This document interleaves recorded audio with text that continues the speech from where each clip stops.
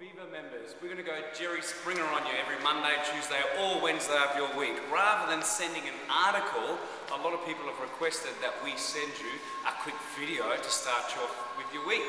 So this week's video, what we're going to be speaking about, rather than sending you the Flavour Master, or rather telling you about some helpful tips that you can use within your life, what I'd like to do is obviously speak about how cold it is. For most of you guys at home, it's very, very cold of an evening, very, very cold in the morning. So what are you doing to keep that body temperature up, and how are you still working towards your goals over these next couple of months? Here's a couple of things. We've had a couple of people come in, obviously, to the club over the last couple of weeks, and most of them are coughing, spluttering, and so forth. So how can you prevent a common flu?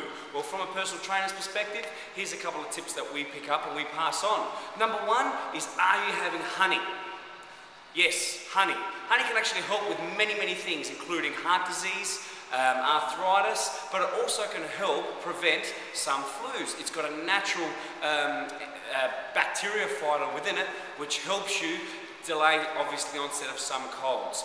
But even better, with a little bit of hot water and also the use of a teaspoon of cinnamon, and having that twice a day is a natural preventer of the common flu, as well as really boosting your immune system, as it's got lots of important essential vitamins and of course high in iron as well, which is great for everyone. So guys, honey and cinnamon is a great weekly tip to take away for the week. Now what I'd like to do is also give you a recipe this week that's going to boost your flu fighting body. So here's something that you can think about. If you're not too much of a cook or a chef, how about we have a juice? That's right, a juice, something that's really, really effective. Apple, ginger, and carrot, a sensational immunity booster. Have it a couple of times a week, maybe every day if you can, or make up a big batch and leave it for a few days in the fridge. That'll work an absolute treat. Now, if you're not into just food and obviously keeping off the cold this winter, if you're feeling pretty functional, then here's a workout for you for the week. What I want you to think about is we've got the City to Bay coming up. And one of the fastest ways to keep fit and obviously to drop fat is by doing some running. So this week's workout of the week we're doing in the push room is a 4-minute on and 2-minute off workout on the treadmill at pace. So it's like bang, 4 minutes, off you go. Do it as good as you can. If you're a walker, walk as fast as you can and note how far you get.